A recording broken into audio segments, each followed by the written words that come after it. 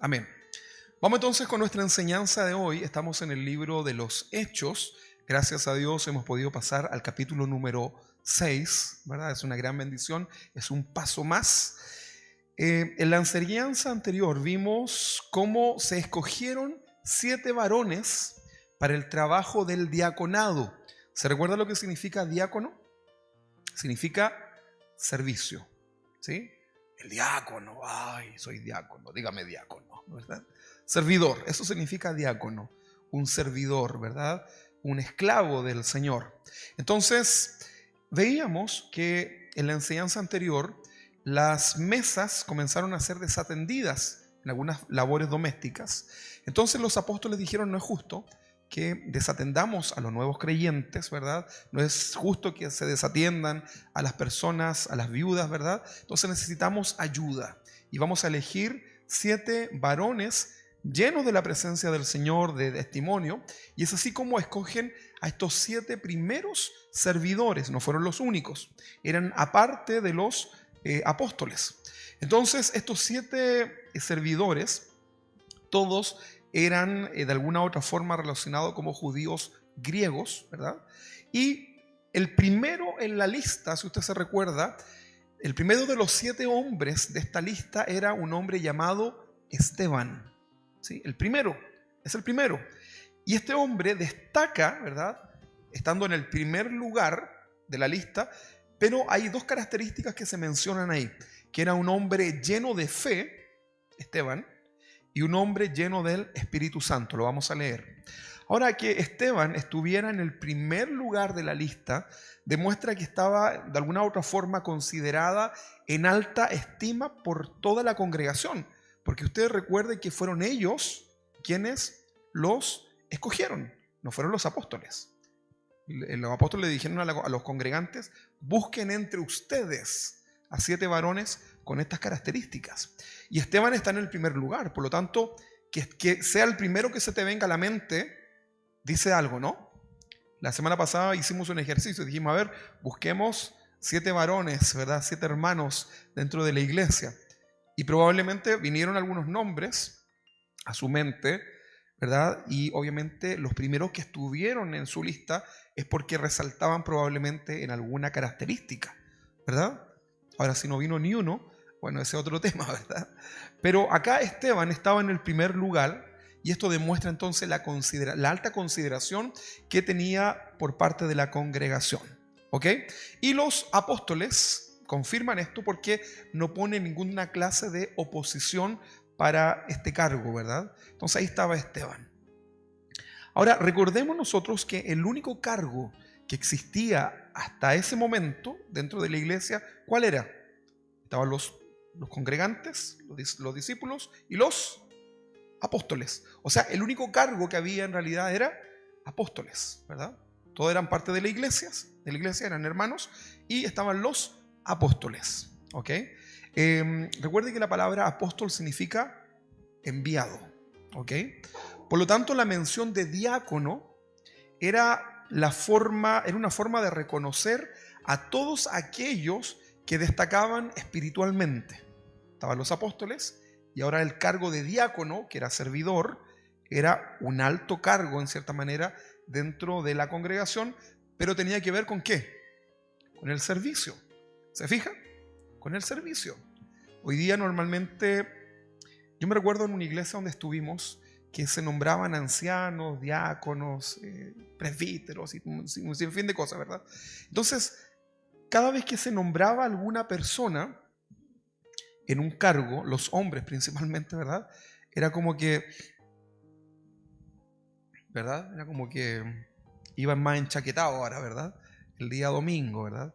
Y era como que este es el sector de diáconos, ancianos, ¿verdad? Ministros, ¿verdad? Había como una cosa extraña, ¿verdad? Que no tenía nada que ver con lo que la iglesia primitiva se hacía. Usted lo entiende, ¿no? Estamos volviendo a los principios de lo que es la iglesia del Señor. Y acá simplemente podemos decir que el cargo de servidor era un alto cargo porque tenía características, ¿verdad? Entonces demostraba testimonio, demostraba estar bien con las cosas del Señor, ¿ok? Entonces, el cargo de diácono era la forma de reconocer a todos aquellos que destacaban espiritualmente, primeramente, ¿verdad? En lo espiritual, dentro de la congregación que estaba. ¿Dónde estaba esta congregación? ¿En Dubái? ¿En dónde? ¿En Jericó? En Jerusalén, ¿verdad? Jerusalén. Entonces, ahí estaban, en Jerusalén, y de esta forma podían destacar. Entonces, Esteban estaba en este grupo de estos 7 hombres y a la vez estaba en el primero de la lista. Qué importante, ¿no? Ok, importante eso. Ahora probablemente Esteban no estaba preocupado de eso, ¿verdad? Hashtag Esteban el primero. No, ¿verdad? Nada que ver. No lo publicó, no lo hizo nada, ¿verdad? Seguían haciendo su trabajo y listo, ¿verdad? Aunque aún no leemos la historia del servicio, del ministerio de Esteban, es probable que usted sepa ya que fue breve su servicio, que terminó asesinado, ¿verdad? Apedreado por los religiosos, lo vamos a ver. Hay muchas cosas que Esteban no pensó durante su ministerio, pues él estaba muy enfocado en cumplir su misión dada por el Señor y por los apóstoles. Él estaba muy ahí, ¿verdad? Le dijeron: Esteban, tú eres nombrado, ok, listo, me voy, ¿verdad? A trabajar, manos a la obra, no hay tiempo que perder. Y así era, Esteban estaba muy concentrado en eso. Ok, entonces, hasta donde hemos leído, vemos principalmente acá al apóstol Pedro en casi todos los discursos, ¿se recuerda? Pedro en la entrada del pórtico, hablándole a los religiosos, confrontándolos con la palabra, diciendo varias verdades bíblicas. ¿Quién era el principal apóstol? Pedro. Ahí está, ¿verdad? Liderando la iglesia y haciendo su obra de evangelista con los religiosos judíos. Veremos ya en los próximos capítulos, no en este, en los próximos capítulos, que aparece también uno de los personajes más trascendentales en la historia de la iglesia naciente. ¿A quién creen ustedes que nos referimos? A Pablo, ¿verdad? Ya no era el apóstol Pedro, sino que ahora aparece Pablo. Juan también aparece con Pedro, ¿verdad? Pero acá vamos a ver una aparición clave, el apóstol Pablo, el apóstol de los gentiles, o sea, de los no judíos. De alguna forma, el fatal desenlace de la historia del ministerio de Esteban, que muere apedreado, marca un antes y marca un después en el libro de los Hechos. Usted lo debe saber eso. Hay un cambio brusco acá, ¿verdad? Hay algo que sucede. Es muy probable que el primer mensaje evangelístico que escuchó el apóstol Pablo, siendo joven, fue en boca de Esteban. Por minutos antes de su muerte, recuerde que Pablo estaba ahí como guardarropa, ¿verdad? Era el que custodiaba la ropa de los torturadores. Entonces probablemente el discurso que nosotros vamos a aprender haya sido uno de los primeros mensajes evangelísticos que el apóstol Pablo pudo haber escuchado. Tremendo, ¿no? Nadie sabe para quién trabaja. Ok. El ministerio de Esteban entonces nos enseña que no importa la cantidad de años que sirvas para que tu ministerio sea efectivo delante de Dios. Basta un momento en donde estés lleno de la gloria del Señor y abras tu boca y hagas la voluntad de Dios, y eso puede trascender, pues puede ir más allá, ¿verdad? Puede ir mucho más allá de solamente aquel momento. Entonces, esto nos deja una lección. No importa cuánta gente te siga, no importa eso. Lo importante es seguir predicando. Y el siguiente pasaje nos resume esto. Quiero que me acompañe a 1 Corintios 3:6. A veces la gente predica, o tú puedes querer evangelizar para que la gente venga y esté contigo, ¿verdad? Pero tú no tienes que preocuparte de eso. Tú tienes que preocuparte de compartir la palabra, de ser discípulo. Si esa persona va más allá, nunca más la ves, no te preocupes. Las ovejas del Señor oyen su voz. En algún lugar Dios también le va a proveer todo lo necesario. Pero a veces estamos enfocados en querer ganar almas no para el Señor, sino que para nosotros. Y ahí hay un grave error. Dice 1 Corintios 3:6: yo planté, Apolos regó, pero el crecimiento lo ha dado Dios. ¿Sí? Así que no te compliques ni anheles mucho, ¿verdad? Simplemente deja que Dios te guíe. Si Dios quiere que tengamos una iglesia, una mega iglesia, amén, Dios nos dé las capacidades para poder administrar eso. Si Dios quiere que seamos una iglesia pequeñita como ahora, amén, ¿verdad? Seremos fiel al Señor con las pocas personas. Si crecemos, amén, gloria a Dios.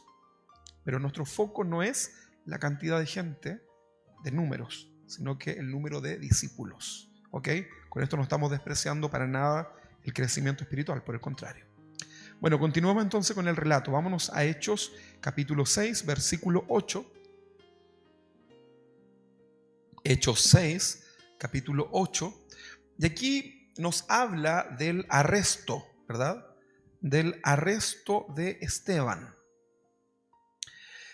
Hechos capítulo 6, versículo 8 al 15 dice: y Esteban, lleno de gracia y de poder. ¿Cómo estaba Esteban? Lleno de gracia y de poder, hacía grandes prodigios y señales entre el pueblo. En medio de todo esto, dice el versículo 9, entonces se levantaron unos de la sinagoga llamada de los Libertos y de los de Cirene, de Alejandría, de Cilicia y de Asia, disputando con Esteban. Pero no podían resistir a la sabiduría y al espíritu con que hablaba. Entonces sobornaron a unos para que dijesen que le habían oído hablar palabras blasfemas contra Moisés y contra Dios. Mira esto.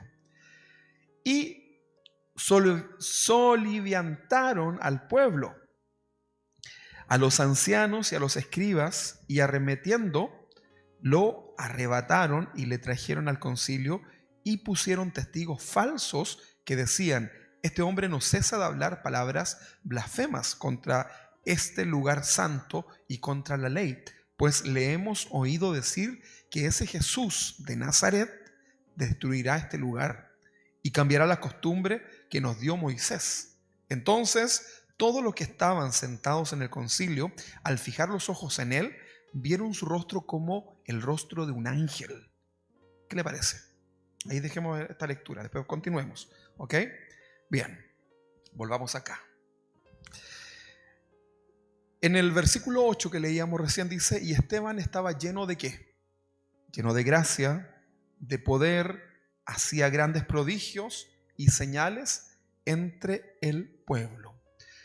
Leímos entonces en el versículo 5 que en el anterior, ¿verdad? Leíamos que Esteban era un hombre lleno de fe. Cuando lo eligen y encabeza la lista, dice que era un hombre lleno de fe y lleno del Espíritu Santo. Son características de Esteban. Ahora, en el versículo 8 leemos que también estaba lleno de la gracia de Dios y lleno del poder, lo cual se podía evidenciar en Esteban con los grandes prodigios y milagros que él hacía entre todo el pueblo, ¿verdad? Acá nótese algo importante, porque ¿Esteban era un apóstol? No, ¿verdad? No era apóstol. ¿Esteban hacía milagros? Aquí dice que sí, prodigios y milagros, ¿verdad? ¿Por qué le hago esta aclaración? Porque hay ciertas enseñanzas doctrinales en donde dicen que los milagros hoy día no existen y que los milagros solamente se dieron en manos de los apóstoles, ¿verdad? Pero aquí queda claro que Esteban, no siendo un apóstol, sí podía manifestar este poder de Dios. Queda claro, ¿no? Ok, estos milagros se hacían en el nombre de Jesús. Nunca ellos dijeron en mi nombre, en el nombre de Jesús. Acá la palabra lleno es la palabra plerés en el griego, y esto significa estar lleno, pero completamente lleno. ¿De qué estás lleno tú? Mira, de lo que tú te llenes, ¿verdad? Tú tienes una capacidad. Por ejemplo, yo acá, ustedes ven una taza, ¿verdad? Que me la regaló mi amigo Jonathan. Esta taza, ustedes no saben lo que tiene, ¿verdad? Yo podría estar tomando whisky. Yo podría estar tomando vino, no sé, un té, un café. Ustedes no saben. ¿Cómo ustedes pueden conocer lo que hay acá? Bueno, sí toman, ¿verdad? Pero si esto lo llenamos y comienza a caer un poquitito, ¿verdad? ¿Qué es lo que va a salir de esta vasija? Lo que está lleno. Entonces, de lo que tú estás lleno es de lo que tú muestras a los demás. ¿De qué estás lleno? Tal vez de quejas. Y tus conversaciones con los demás es estar quejándote, ¿verdad? Es que me duele aquí, es que me duele allá, es que no sé qué, es que los niños, que el calor, que el frío, que el body, que no sé qué, no sé cuánto. O estás lleno de amor, ¿verdad? Y hablas y la gente te cuenta sus problemas y de ti sale el amor del Señor, ¿verdad? La compasión. ¿De qué está lleno tu corazón? Bueno, algo importante que podamos entender, ¿verdad? Pero acá la palabra lleno significa estar completamente, ¿verdad? Lleno de algo. La vida de Esteban estaba completamente controlada, me gusta esta palabra, y en absoluta sumisión voluntaria delante del Señor. El jueves, Juan Antonio nos hablaba un poco acerca de estos temas, ¿verdad? Yo como que me trasladé un momento, ¿verdad? Y pensaba esos momentos que uno vive, ¿verdad? En donde todo gira en torno al Señor, ¿verdad? Todo lo que tú haces es el Señor, el Señor, el Señor, el Señor, el Señor. Bueno, eso demuestra una vida llena de Él, Señor. Entonces, vemos acá la vida de Esteban completamente controlada por Dios. Nada se movía si no era voluntad de Dios en la vida de Esteban. Pero esto era algo voluntario. Porque hay gente que piensa que estar lleno de la presencia del Señor es como que el Espíritu así como que te controle, ¿verdad? No, nada que ver, hermano. No se confunda. La vida de Esteban estaba completamente controlada por Dios porque él había tomado esa decisión. Estaba completamente sometida a Dios porque él en su voluntad quería vivir así. Él aceptó vivir así. Tomó el desafío de ser un servidor del Señor. Ahora, nada en la vida de Esteban se hacía si no era por la dirección del Señor. Y un gran desafío que Dios quiere para nuestras vidas. Que todo lo que tú y yo hagamos sea dirigido por el Señor. ¿Te ha pasado alguna vez que estás haciendo cosas que tal vez no estás seguro si eso está dirigido por el Señor? Bueno, es importante buscar la dirección de Dios en todo. En todo. Incluso hasta lo que vas a cocinar. ¿O no? ¿Podemos incluir a Dios en eso, no? Claro que sí. Claro que sí. Dicen que la cocina necesita inspiración, ¿verdad? A mí me encanta cocinar y me inspiro, ¿verdad? Dejo todo cochino, pero me inspiro. Y que tu inspiración también venga de parte del Señor, ¿verdad? En el amor a tu familia, lo que tú haces, ¿verdad? Entonces en la vida de Esteban todo estaba completamente dirigido por el Señor. La fe de muchos cristianos dura hasta cuando viene la prueba en sus vidas. ¿Cómo está, hermano? Bendecido. ¿Y cómo está su fe? Fortalecida. Aleluya, hermano. ¿En serio? Sí, sí. Amén, amén, amén. ¿Pero estás seguro? Sí. Pero vienen los problemas y aflora lo que realmente había en el corazón, ¿verdad? Decir cosas es muy fácil, ¿verdad? Mire, diga usted, por ejemplo, soy multimillonario. ¿Lo puede decir o no? Soy multimillonario. Lo pudo decir. No hubo ningún problema, ¿verdad? Pero que usted lo sea. Usted puede decir, tengo mucha fe. Si usted dice, soy multimillonario, yo le voy a decir, muéstreme su cuenta. Y yo le creo, ¿verdad? Ahí está el voucher, ¿verdad? Y si usted dice que tiene fe, entonces muestre su fe con obras. Entonces muchos cristianos dicen tener mucha fe, pero cuando viene la prueba a sus vidas, o cuando son disciplinados para llevarlos al orden de Dios, esa fe decae.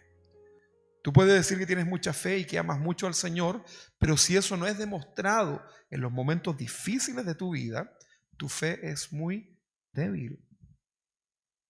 A veces converso con hermanos, con hermanas de la congregación en momentos difíciles de su vida y ya bajaron toda la guardia, no quieren luchar. Entonces yo les digo, pero ¿y dónde está tu fe? Semanas anteriores mi esposa hablaba de la incredulidad. ¿Dónde está la fe? Si la fe se manifiesta en momentos difíciles, ¿verdad? ¿Pudo usted poner su fe en práctica durante la pandemia? ¿Se recuerda, no?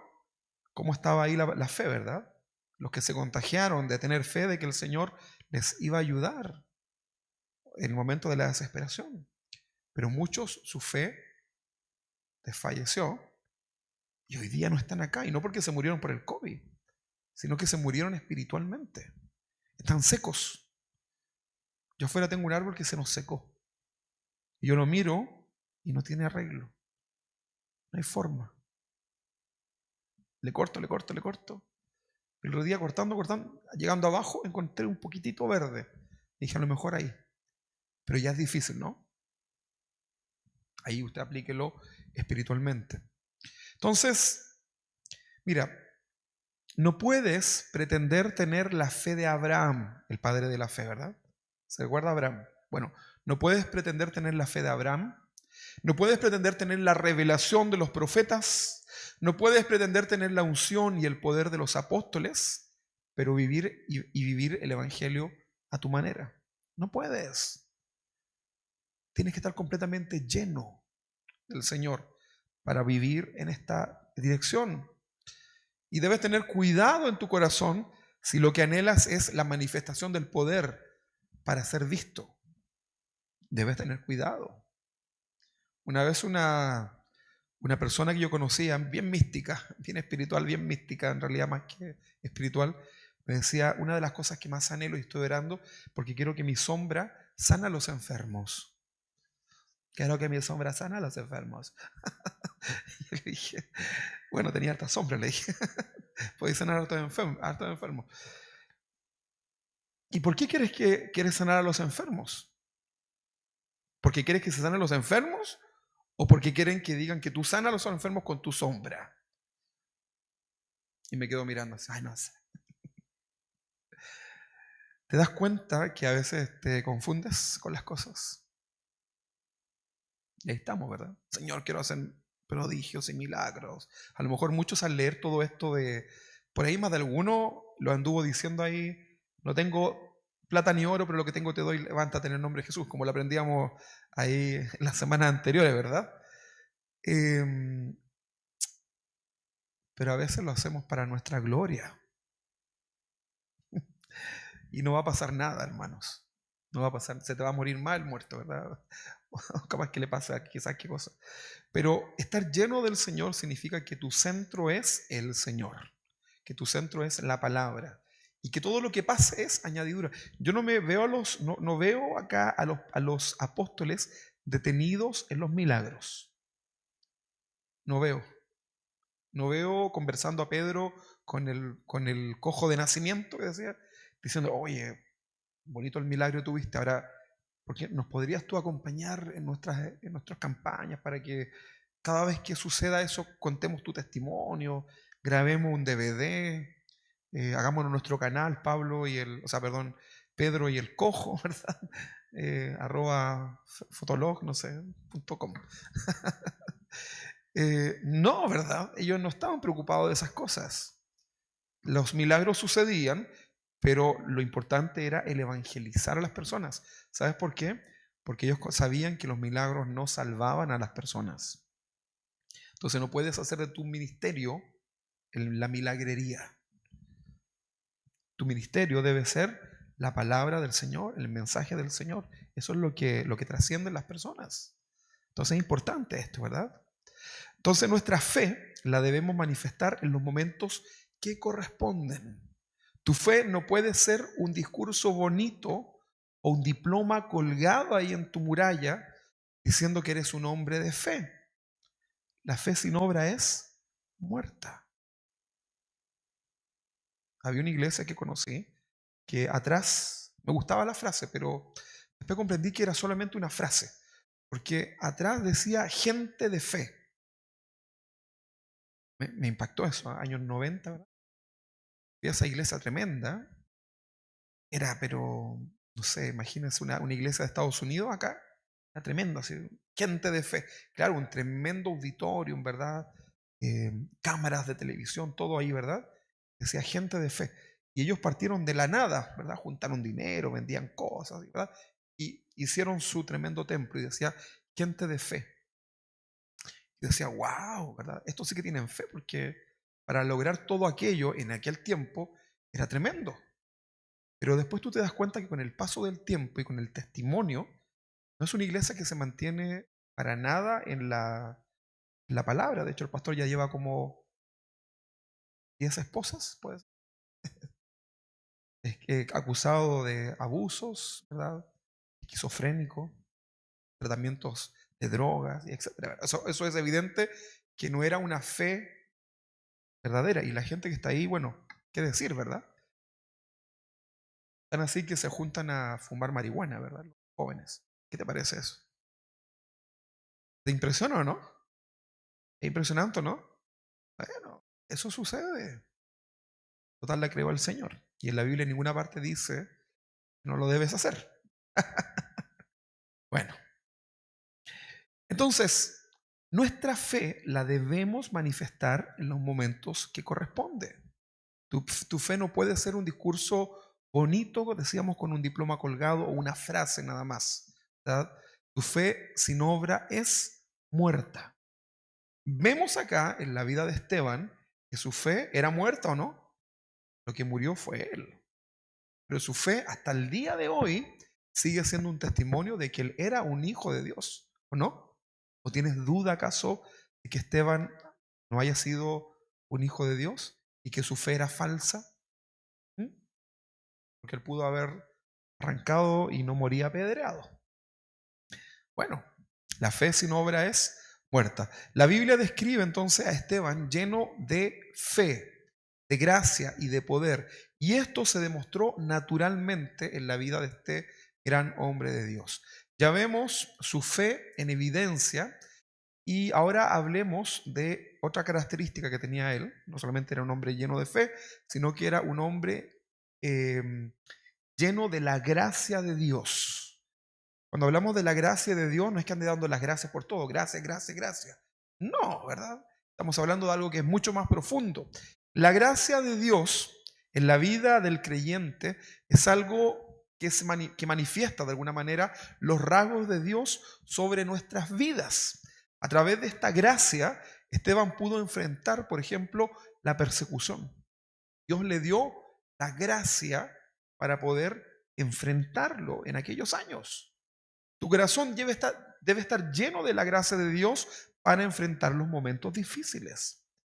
Porque a veces vienen los momentos difíciles, puedes tener fe, pero no tienes la gracia para poder enfrentar esas situaciones o poder dirigir a tu familia en los momentos difíciles. Necesitamos de la gracia de Dios también en nuestra vida y esta gracia estaba manifiesta en la vida de Esteban, ¿verdad? Tu corazón entonces debe estar completamente lleno también de la gracia de Dios. ¿Te das cuenta que son cosas distintas? Fe. Llégale, check. Mm, Lucecita, ¿cómo estamos ahí de fe? Ahora de la gracia de Dios. ¿Cómo está actuando la gracia en tu vida? ¿Cómo se manifiesta la gracia en tu vida en los momentos en que debe manifestarse? Recuerda, no sirve de nada decir, soy un hombre lleno de la gracia de Dios. No sirve de nada que tú todos los días pongas en tus redes sociales las características de un hombre de Dios en tu vida, en la vida del hombre cristiano, si tú no lo vives, ¿verdad? Pero hay mucha gente que llena sus redes sociales con descripciones cristianas que son evidentes que no viven. Entonces, olvídate de eso. Manifiéstalo en tu vida. Entonces, a través de esta gracia, Esteban pudo enfrentar la persecución. La gracia de Dios le permitió a Esteban no llenar su corazón de odio. ¿Alguna vez alguien te ha empujado? ¿Te ha hecho algo malo? ¿Alguien te ha pegado? ¿Te han hecho bullying? ¿O alguna cosa así? ¿Qué es lo que le pasa a tu corazón? Se molesta, ¿verdad? Comienzas a sentir rencor hacia esas personas. Es como normal eso, ¿no? Y si alguien te empuja y tú, ¿qué? ¿Y qué? ¿Verdad? Y comenzamos a reaccionar. Pero Dios le permitió a Esteban llenar su corazón de su gracia para no llenarse de odio. ¿Sabes por qué? Porque cuando estás lleno del Señor, todos los términos, el odio no puede entrar. ¿Sabes por qué? Porque ya estás lleno. Cuando tú estás lleno, no puede entrar nada. ¿Se entiende, no? Ok.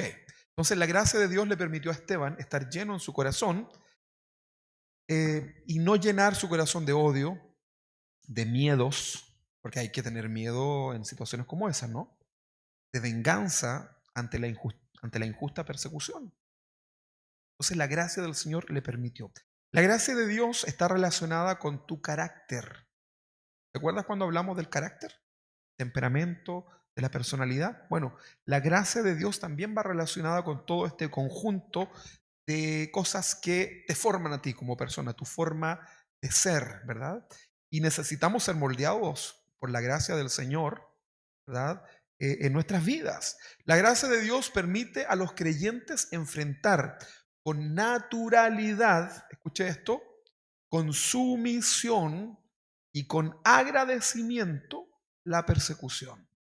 Lo quiero repetir. La gracia de Dios permite a los creyentes que usted pueda enfrentar con naturalidad, con sumisión y con agradecimiento la persecución, o sea, los problemas en generales. ¿Cómo estás hoy día tú asumiendo estas situaciones? ¿Cómo estás enfrentando tus problemas familiares, del trabajo, con tus vecinos, económicos, en lo ministerial? ¿Cómo los enfrentas? Bueno, la gracia te permitiría enfrentarlos con naturalidad, no en el sentido de decir que esto es natural. Está bien, no estamos diciendo eso. Estamos hablando de que tú puedes enfrentarlo con todos tus sentidos, ¿verdad? No te desmorona, no te vas al suelo, ¿verdad? Sino que puedes racionalmente enfrentar esas situaciones, ¿verdad? Te sometes delante del Señor y agradeces a Dios por lo que sea, no solamente por las cosas ricas, ¿verdad? Acá en casa, al que no le gustan los porotos, frijoles en otros países, ese es el que tiene que orar por esa comida, ¿verdad? Entonces ya saben los niños, ¿verdad? Hay poroto hoy día, ¿quién ora? Ya lloro, ¿verdad? Yo lloro, lloro. Ok. Permiso. ¿Eres agradecido, hermano, no? ¿O eres un desagradecido? ¿Mm? Tiene que ser agradecido, hermano. Bájele el estándar. Sea agradecido. Coma tranquilo. Coma agradecido. Disfrute lo que tenga. No esté mirando al otro, ¿verdad? De allá, de Maya, ¿no? Yo a veces le decía al Señor, Señor, ¿por qué tú no me das esto, por ejemplo? Y el Señor me decía, no, porque si te lo doy, ya te conozco. Ah, bueno, gracias. No me lo des, Señor, gracias, ¿verdad? Dios ya nos conoce. Sea agradecido, Señor, gracias porque no me das tanto, porque probablemente eh, mi corazón se vanece, ¿verdad? Listo. Sea agradecido de parte del Señor. Deje que la gracia del Señor le guíe. Entonces la manifestación de la gracia del corazón en el corazón de Esteban lo llevó a manifestar la misericordia incluso con sus verdugos en sus últimos minutos de vida. Vamos a leer este relato y realmente vamos a quedar impactados de cómo la gracia de Dios está sobre este hombre lleno de fe, lleno del Espíritu Santo, lleno del poder, lleno de la gracia de Dios. ¿Ok? Ahora hablemos de la llenura del poder de Dios sobre Esteban. Estar lleno del poder de Dios es el resultado de estar lleno del Espíritu de Dios. ¿Sí? Es un complemento, es un todo. El Espíritu de Dios lo llena todo en tu vida, ¿sí o no? Claro que sí. Por eso la gente que no tiene sentido, el que se quiere suicidar, cuando ya conoce al Señor, ya no se quiere suicidar. Y le dicen, pero ¿por qué no te crees? No sé, es que siento que se llenó ese vacío que tenía en mi corazón. Pero si sigues siendo pobre, sigues teniendo el mismo problema, la misma enfermedad, sí, pero ahora siento que hay algo, ¿verdad? Y tú sabes que espiritualmente es la morada de la presencia de Dios en la vida del creyente que lo llena todo. Pueden venir momentos difíciles, pero ya no tienes ganas de hacer aquello. Siempre recuerdo a aquella mujer que intentó suicidarse de todas las formas. Cortó las venas, tomaba pastillas, se tiró al metro, metió los dedos en el enchufe, se cortó el cuello, se quiso ahorcar, dio el gas, ya no me acuerdo qué más, pero todo lo que se le puede ocurrir, ella lo había intentado hacer, porque no tenía a Cristo en su corazón. Cuando le hablamos del Señor, recibió al Señor, Dios la liberó de todo aquello que tenía y vinieron las pruebas más difíciles, le quitaron a sus hijos, porque tenía ¿cómo se llama? Un antecedente terrible. Y me dijo, y tomaba así un puñado de pastillas, incluyendo litio. ¿Sabe lo que es eso?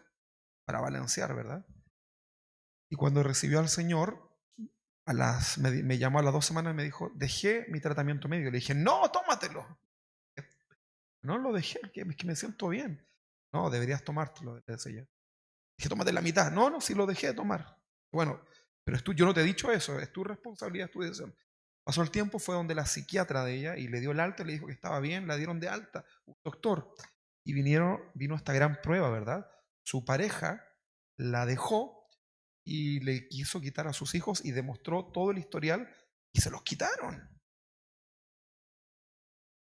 Pero ella no tuvo ganas de matarse. No que tuvo ganas de luchar. Y estuvo un año luchando. Y bueno, Dios les devolvió después a sus hijos. Ahora, no sé, no conozco después qué pasó con su vida, pero sí sé que la palabra del Señor le ayudó en ese momento. ¿Te das cuenta? La gracia del Señor. Entonces, eh, el Espíritu de Dios lo llena lo llena todo. Si en tu vida Dios tiene el control solo de algunas áreas, eso significa que no eres una persona que está lleno del Espíritu de Dios. ¿Sí? Piensa en tus áreas en tu vida. ¿Están todas las áreas llenas del Señor? Bueno, si falta una, significa que no estás lleno. Cuando yo le servía el té a mi abuelita, a descanse, le echaba el té y yo le echaba hasta aquí, pues, ¿verdad? Por ahí, que para los de la casa. Y mi abuelita me decía, llenito, mijito. Y abuelita, no, llenito, lo quería así como ya hasta aquí, ¿verdad? Así le decía, lleno, ¿verdad? Entonces, si ella notaba que le faltaba un poquitito, un milímetro, para ella no estaba lleno. Porque lleno es lleno, ¿verdad? ¿O no? Lleno, ¿verdad? Entonces, si hay áreas en tu vida en que Dios no la está llenando y no está dirigiendo, es porque no estás completamente lleno del Señor. ¿Ok? No le estás entregando todo el control a Dios de tu vida. Entonces, debes separar algunas cosas para que no te confundas. ¿Ah? Por ejemplo, cuando te arrepientes de tus pecados, ¿qué recibes? Salvación, ¿verdad? Bueno, recibes perdón, viene la palabra del Señor que trae fe, ¿verdad? Y recibes salvación para tu alma. Y junto con ella recibes también la promesa del Espíritu Santo en tu vida. Ese es el día que recibes a Cristo en tu corazón. El Espíritu Santo hace una morada. Hay un sello de garantía para tu salvación. ¿Verdad que sí? ¿Estamos de acuerdo hasta ahí? Ahora, el Espíritu Santo, eh, ¿tú lo puedes ver? No, ¿verdad? No lo puedes ver. Sin embargo, tu fe se manifiesta si es verdadera a través de los frutos. ¿Qué son los frutos? El testimonio. Y esto es algo que se debe evidenciar ¿a quién? Hacia los demás. Dios no necesita ver tus frutos para saber si tu fe es verdadera. Dios ya conoce eso, ¿verdad? Sabe al tiro si tú eres o no eres con una fe verdadera. Pero los demás son los que van a ver los frutos. Tu esposa, tus hijos, tu vecino, tu jefe, etcétera. ¿Ok? Tu entorno más cercano. Tener dones espirituales como el hablar en lenguas o tener una que otra experiencia sobrenatural no significa que vivas lleno del Espíritu de Dios. ¿Se entiende eso, no? Ya vimos nosotros la historia de los famosos corintios. ¿Ok? Entonces tú puedes ser salvo, puedes hablar en lenguas, puede Dios usarte en un milagro, ¿verdad? En el nombre de Jesús, pero eso no significa que tú estés lleno.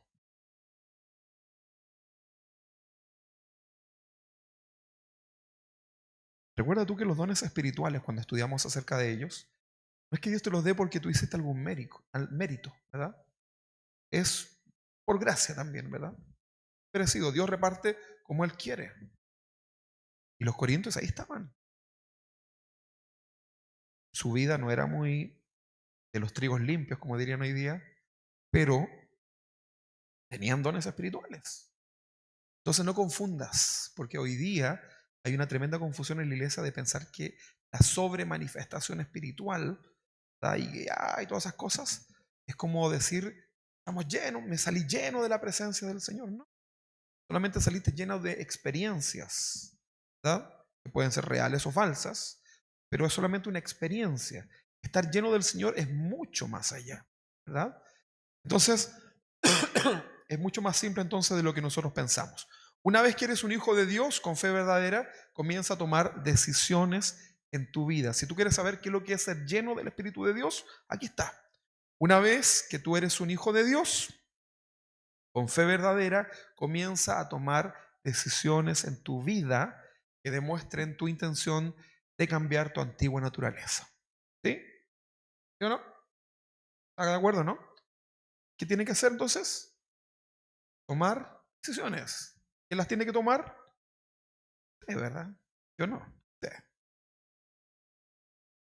Parte, si quieres demostrar y estar lleno del Señor, parte por congregarte fielmente y participar de las enseñanzas con compromiso constantemente y esforzándote por aprender. Pregunta, ¿hay que esforzarse para aprender la palabra de Dios, no? Usted la lee y dice, ¡oh! Ya se me están grabando los 10 mandamientos. No, ¿verdad? Usted tiene que leer, estudiar, a ver, ahí. Algunos nos cuesta más que a otros, ¿verdad? Yo admiro, porque a mí me cuesta mucho la comprensión de lectura. Yo leo y estoy pensando así como en lo, está muy bonito ahí en la cabeza, ¿verdad? Me cuesta trabajo, ¿verdad? Yo admiro a la gente que a veces lee y agarró todo de una, pero yo no puedo. Entonces, ¿qué tengo que hacer? Me tengo que esforzar. Entonces, son cosas que tienes que hacer tú. Estamos hablando para ser lleno de todo del Señor. Tienes que partir por esto, ¿verdad? Congregarte y estudiar la palabra es la forma en que vas a poder llenar tu mente de Dios, ¿o no? Claro que sí. Si escuchando la última canción de los Backstreet Gospel, no va a pasar nada. Tienes que llenarte de la palabra del Señor, ¿verdad? Otra cosa que tú puedes hacer es crear hábitos cristianos en tu vida de horas, en tu vida. Por ejemplo, la oración. ¿Qué es lo que es la oración? Es conversar con Dios, pero la oración debe ser un hábito. ¿Qué significa hábito? Algo habitual. ¿Y quién lo va a decidir hacer? Entonces tú no vas a estar ahí en tu casa. Oh, ¿qué me está pasando? Estoy flotando. Oh, el Señor me está llevando a de rodillas. Oh, me está levantando las manos el Señor. Oh, mi boca está orando. ¿Qué diablos está pasando? No, ¿verdad? Usted tiene que decidir ir y arrodillarse. Aunque que se quede dormido las primeras veces, ¿verdad? Pero usted debe ir y orar. Bueno, si no quiere arrodillarse, no importa, ¿verdad? Cuélguese, no sé, haga lo que quiera, pero ore al Señor, ¿verdad? Eso es un hábito. Eso es algo que lo debe hacer ¿quién? Usted. No lo voy a hacer yo por usted y usted por mí. Entonces cree hábitos en su vida cristiana. La oración. Otro hábito que usted puede crear es la lectura diaria de la palabra. La lectura constante. Porque a veces somos buenos para partir. Sí, ¿verdad? Y ahora me voy a leer 25.000 versículos todos los días. Mira, no se engañe usted mismo. Es mejor de menos a más. Que de más a menos, ¿verdad? Vaya de a poco. Entonces, cree este hábito en su vida, la oración, la lectura diaria, ser constante en el estudio de la Biblia. Y puede también usted ayunar cuando lo comprenda. Todo esto te va a ayudar a poder llenar tu vida del Señor. Esteban, para llegar a lo que él estaba, necesitó poder vivir esto. Ser fiel en su congregación, tener una vida de oración, estudiar la palabra del Señor, comprender los principios bíblicos, esforzarse. ¿O ustedes creen que Esteban no se negaba a sí mismo? ¿Ustedes creen que los apóstoles no se negaban a sí mismos? ¿Acaso muchos de ellos retrocedieron, ¿no? En cuanto a su estatus. Vamos a ver más adelante en Pablo. Dormían poco, comían lo necesario nada más, caminaban bastante, la gente los criticaba, los apedreaban y murieron todos de una manera cruel. Todos, ¿ah? Todos. Hasta Juan, que usted dice que a lo mejor murió de viejito, bueno, pero tuvo una vida tortuosa por la causa del Señor. Entonces, ¿qué espera usted? ¿Una vida de puro éxito social como cristiano? Cuidado, no se equivoque. Si la vida, como dice mi hijo el Vicente, la vida es dura. La vida es dura. Entonces, cree hábitos en su vida. Es que otro consejo que te puedo dar para que comiences a tener una vida llena del Señor, escribe una lista con todos tus temas por resolver en tu vida personal. Si tienes conflicto con alguna persona, anótalo. Juanito, ¿verdad? Pepito, no sé. Voy a solucionarlo. A lo mejor Dios está poniendo ahora en tu corazón la persona con la cual tienes que hablar. Bueno, el Señor te dice, ¿hasta cuándo? ¿Ya qué quieres que te lo traiga a la iglesia? Una vez pasó eso, ¿eh? Que llegó un pastor acá, iba a predicar y se encontró con la persona que tenía que resolver un tema y fue súper incómodo. No sé si lo resolvieron después, pero parte por eso. Escribe una lista con todos tus temas por resolver en tu vida personal, tu vida pública, en tu vida laboral, en tu vida sentimental, con tus deudas también, y comienza a resolver uno a uno para que nada de eso sea un estorbo en tu vida. Entonces, ora primeramente al Señor. Tienes que hacerlo. Reconoce tus debilidades en tu carácter, tu temperamento y hazte cargo en cambiar para bien, por supuesto, ¿no? Para bien. Y si no reconoces nada malo en tu forma de ser, entonces pregúntale a los que te rodean si hay algo que ellos consideren que tú deberías cambiar o que les molesta o que les daña. Y hazlo, ¿no? Pero solamente escúchalos, no te justifiques. Pero que yo sea así porque tú también. No, escúchalo calladito y anótalo y hazte cargo. Eso te va a permitir vivir una vida lleno del Señor. ¿Quieres ser así o no? Claro que sí, ¿verdad? Comienza a manifestar en tu vida el dominio propio. Si eres gritón, gritona, entonces, ¿qué es lo que tienes que hacer? ¿Qué tienes que hacer? ¿El gritón y la gritona? Aquí no gritan, ¿verdad? No gritar, por hermano, ¿verdad? A ver, ¿cuántas gritonas hay acá en esta mañana? Están todas calladitas. ¿Cuántos gritones hay? Bueno, comiencen a manifestar su vida, ¿verdad? En dominio propio. Cuando sientas ganas de gritar, que sea un aleluya, ¿verdad? Con gloria a Dios. Pero cuidado porque esas cosas dañan a los que estamos a tu alrededor, ¿verdad? Eso lo digo también incluyéndome. Entonces comienza a manifestar el dominio propio en tu vida, que sea evidente para ti y para los demás, ¿verdad? Que si no, no hay forma. Entonces con todo lo anterior, tú lo que estás haciendo es hacer morir tu carne. Eso es lo que estás haciendo. ¿Quieres que muera tu carne o quieres que prevalezca tu carne por sobre el espíritu? Ahí hay una pregunta para ustedes. ¿Qué decisión toman acerca de eso? ¿Quieren hacer morir la carne o quieren que muera el espíritu? También puede ser, ¿no? Una opción. Entonces, al hacer todo esto, al querer estar lleno del Señor, estás haciendo morir tu carne, estás crucificando tu carne, estás inmovilizándola, dejándola sin argumento y solo te queda esperar que esa vieja carne muera, se pudra, se descomponga y desaparezca y des inicio a tu nueva vida espiritual en el Señor. Porque sabes que llevas muchos años luchando con el mismo pecadillo. Años. ¿Y sabes cuál es el problema? Es que no quieres rechazarlo. Pues ahí estás, ¿verdad?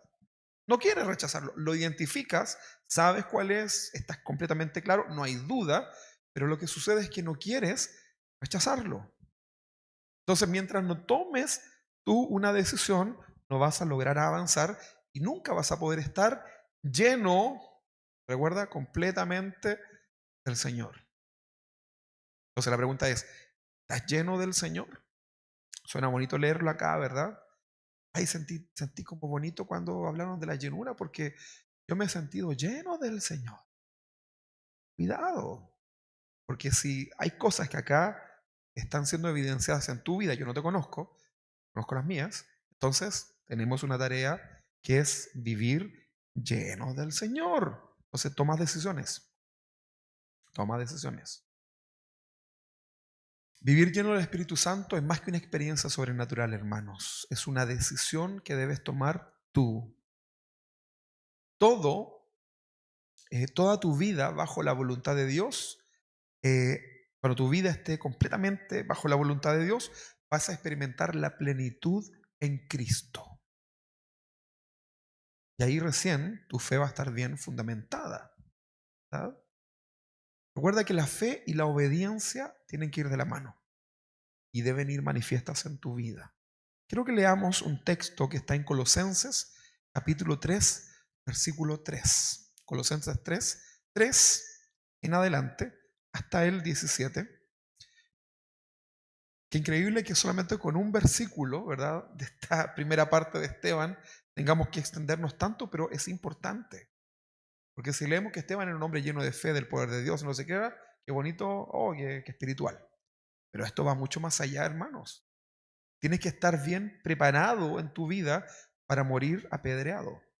Probablemente ninguno de nosotros estemos preparados y esa es la razón por la cual Dios nos envía persecución para este tipo de iglesias como nosotros. Porque a veces nos llenamos la boca diciendo, gracias Señor por tu misericordia, porque aquí no hay persecución. Y sabes que en realidad es porque no estamos preparados. Es simplemente por eso. Entonces prepárate, ¿verdad? Porque la cosa no se viene buena. Ahí tómalo. Colosenses 3:3. Dice, si pues habéis resucitado con Cristo, ¿estamos de acuerdo con eso? Ustedes resucitaron con el Señor, buscad las cosas de ¿dónde? De arriba, ¿ok? Donde está Cristo sentado a la diestra de Dios. Aquí en ninguna parte está hablando de cosas materiales. Allá en la diestra de Dios, en el cielo, no hay nada material, ¿ok? Ni tu auto, ni tu casa, ni tu parcela, ni tu perro, ni nada, ¿verdad? Si habéis resucitado, buscad las cosas de arriba, donde está Cristo sentado a la diestra de Dios. El trono de Dios representa que Dios está ahí, ¿verdad? Ese es su lugar, ¿verdad? Y tú quieres estar también en el lugar donde habita Dios, ¿no? No en el trono, pero es en el lugar. Y eso no tiene nada que ver con lo terrenal. De hecho, todo lo terrenal un día pasará, ¿no? ¿Estás de acuerdo, no? Todo lo que tú hagas acá se te acabó. Entonces, si tú eres un buen inversionista, pon tu mirada en las cosas de arriba, donde está Cristo sentado a la diestra de Dios. Poned, es un imperativo, ¿verdad? Poned la mira en las cosas de arriba. ¿Quién debe hacer eso? Nosotros, ¿verdad? Pero diga yo, mejor, para que sea más personalizado. Usted, yo.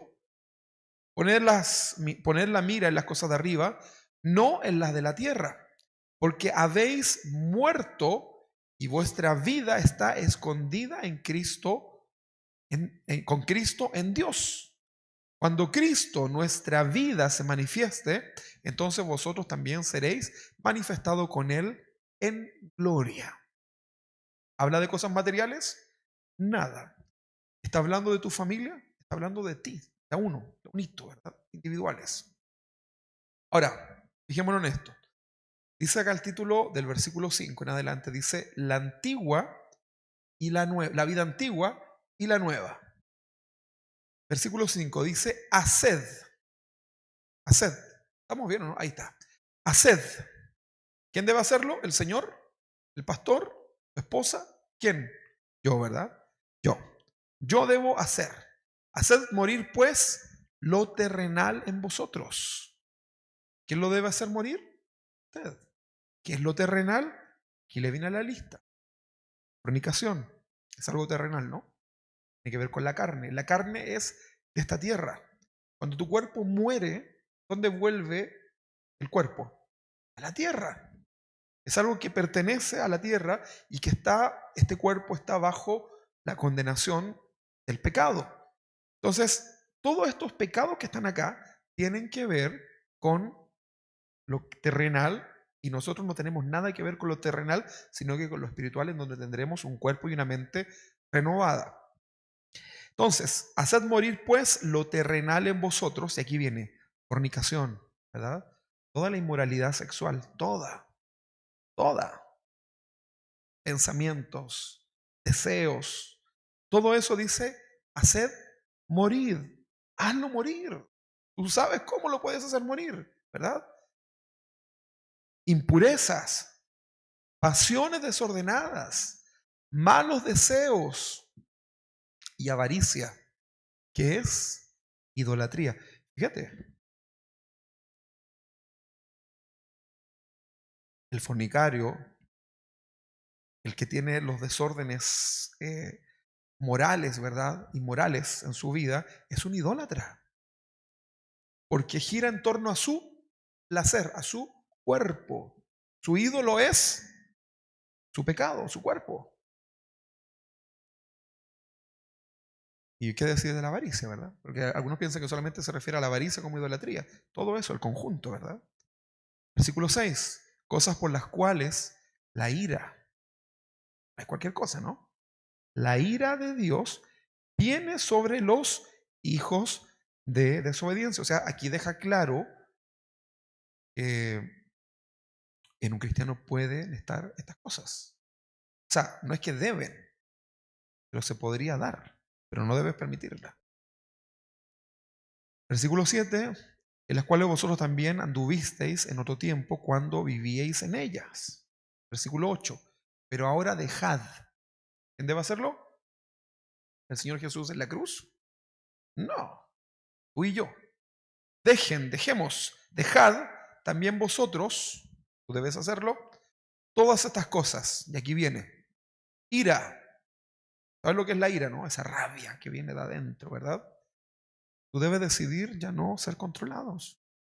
Enojo, ira, enojo, malicia, blasfemias, palabras deshonestas de vuestra boca. No mintáis los unos a los otros. Nada de mentiritas piadosas. Todo eso debemos nosotros dejar, tú y yo. Tú con los tuyos, yo con los míos. Tu esposo, los de él, y tú con los tuyos, ¿verdad? Cada uno, los hijos, de manera separada. Porque a veces hacemos el evangelio un conjunto, ¿verdad? Hacemos que yo y mi casa serviremos al Señor, sí, pero la salvación es personal. Si no haces un atadito de como las verduras surtidas, ¿verdad?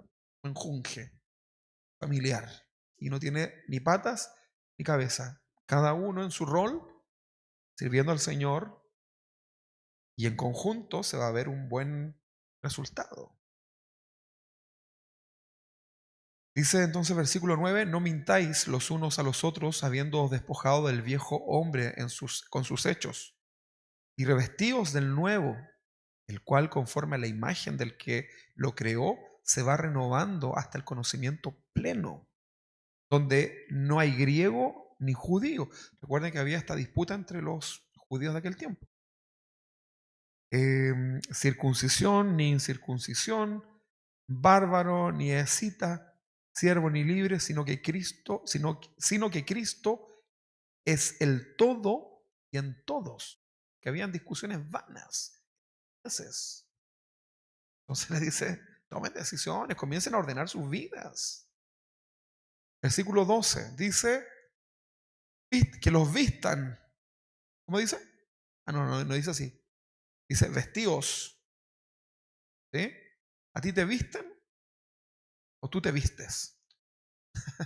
Bueno, cuando me operaron la mano me ponían ahí las camisas, qué sé yo, pero uno se viste solo, ¿no? Acá dice vestidos. Tú deberás hacerlo. Vestidos pues como escogidos de Dios, santos, amados, de entrañable misericordia, de benignidad, de humildad, de mansedumbre, de paciencia. Tremendo desafío, ¿no? O sea, si careces de alguno de estos, no estás lleno de la presencia de Dios. Hay cosas que faltan. Te falta, probablemente.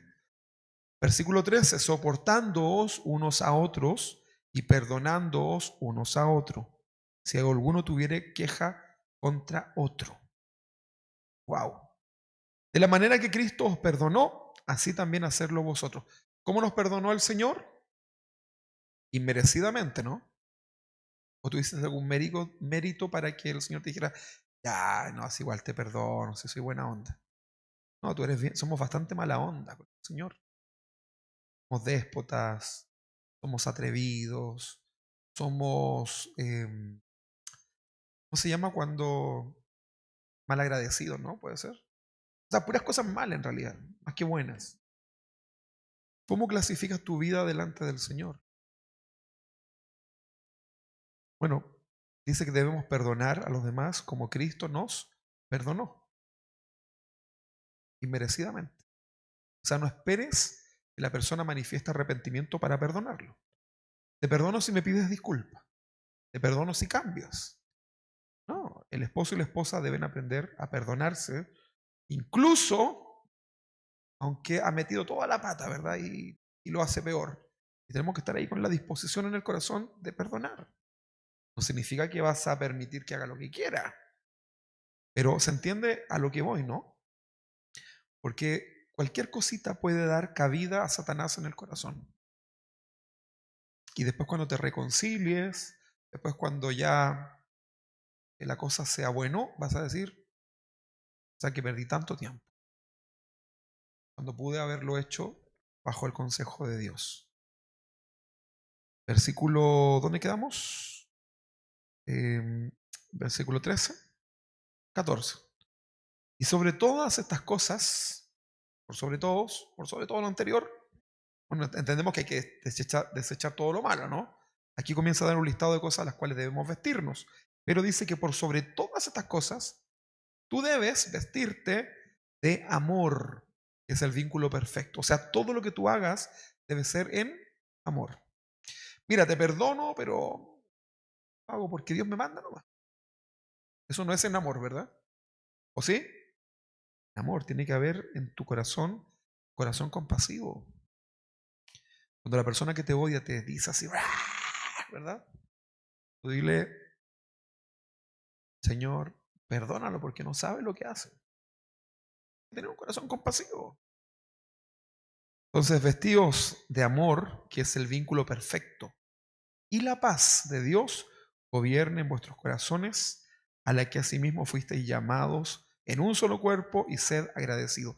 Luego dice la palabra de Cristo, después de todo esto, la palabra de Cristo more en abundancia en vosotros, enseñándoos y exhortándoos unos a otros en toda sabiduría, contando con gracia en vuestros corazones, cantando con gracia en vuestros corazones al Señor con salmos e himnos y cánticos espirituales, y todo lo que hacéis, sea de palabra, de hecho, hacedlo, o sea, tú lo tienes que hacer, todo en el nombre del Señor Jesús, dando gracias a Dios el Padre por medio de Él.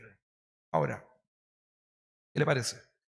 ¿Cómo logró Esteban estar lleno del Espíritu de Dios? ¿Cómo logró estar lleno de fe, de gracia, de poder en su vida? ¿Cómo lo hizo? Renunciando a su pecado, a su naturaleza pecaminosa y decidir por sí mismo, tomar decisiones de llevar una vida en rectitud, en temor, en sumisión delante del Señor. Y todo esto nos hace vivir llenos del Señor. ¿Lo entendió, verdad? Ok, es importante entonces que lo puedan comprender completamente. Vamos a dejarlo hasta aquí, porque tenemos que hablar mucho más profundo del carácter de Esteban, ¿verdad? Vamos a extraer toda la enseñanza. Pero yo quiero invitarte en esta tarde ya a que te lleves la tarea, ¿verdad? Solamente el primer versículo de este pasaje. Leímos la historia completa, pero estamos en el primero, ¿verdad? Entonces comienza a aprender de este hombre. Comencemos a aprender de este hombre y vivamos así. Que cuando haya que elegir a alguien en la congregación para el servicio, eh, digamos, uy, tengo, es que tengo tantos que no sé cuál escoger, ¿verdad?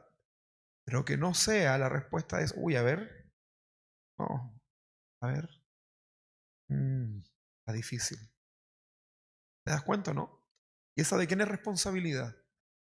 Cada uno de nosotros. Entonces tú tienes que estar ahí, pero preparándote, postulando, ¿verdad? Para que cualquier cosa que se dé dentro de la congregación, tú seas apto. Hay muchas personas que quieren hacer cosas, pero no pueden porque aún no son aptos por cosas en sus vidas. Entonces comienza a prepararte en tu vida para ser apto delante del Señor. ¿Quieres ser un Esteban? Recuerda que eso significa morir apiedrado. Pero bueno, extrae lo que te toque. ¿Te parece? Vamos a ponernos de pie, hermanos. Yo le pido al Señor con todo mi corazón que esta palabra llegue a tu vida. Esta palabra trascienda, ¿verdad? Que no se quede solamente en este día, que no se quede solamente en este día domingo, ¿verdad? Y te vayas a tu casa con, estuvo linda la palabra, ¿verdad? No que realmente lo puedas aplicar a tu vida. Este miércoles a las 6 de la tarde, Dios tiene una cita para ti, para tu familia, para tu esposa, para tu esposo. Hace tiempo que tu esposa te está diciendo, quiero que me saques fuera. Bueno, tráela, ¿verdad? Tráelo ese domingo, ¿verdad? Esa va a ser la mejor cena. Después, si tú quieres, vas ahí la llevas ahí a un cóctel, ¿verdad? Y qué sé yo. Pero dale el mejor banquete que tú le puedes dar. ¿Tú amas a tu familia o no? ¿Sí? Yo amo a mi esposa, amo a mis hijos. Y muchas veces tenemos problemas con la esposa. O ella conmigo, ¿verdad? Más que al revés. Más veces soy yo el culpable. Y una de las cosas que nos motiva a poder solucionar nuestros problemas es poder darle un hogar cristiano a nuestros hijos. ¿Sí? Y no es que uno esté junto por los hijos, sino que uno entiende el deber que nos corresponde. Y servir al Señor es un deber. Estar acá es un deber. Yo sé que a lo mejor muchos hermanos quisieran estar hoy día, pero por las enfermedades ya no pudieron. Pero servir al Señor es un deber. Y para poder hacerlo debemos estar aptos, ¿verdad? Y debemos vivir una vida llena del Señor. Llénate del Señor, llénate de su palabra y no pierdas ningún bocadillo, ¿verdad? Cada vez que tú no participas de alguna enseñanza, sea esta o del grupo que corresponda, es una semilla espiritual que dejas de recibir para tu familia, para tu vida. Amén. Vamos a orar. Señor, te damos gracias, Padre. En esta tarde, Señor, te damos gracias porque tu palabra es tan buena, Señor, que nos llena de tanto aliento, Señor, a vivir en nuestras vidas. Señor, anhelamos ser como este hombre, Esteban, Señor. Tal vez estamos aspirando a mucho, Señor, pero sabemos que tú puedes ayudarnos, Señor, y nos capacitas. Pero no lo hacemos, Señor, para sobresalir, sino que lo queremos hacer porque comprendemos que este fue un hombre el cual fue agradable delante de tu presencia.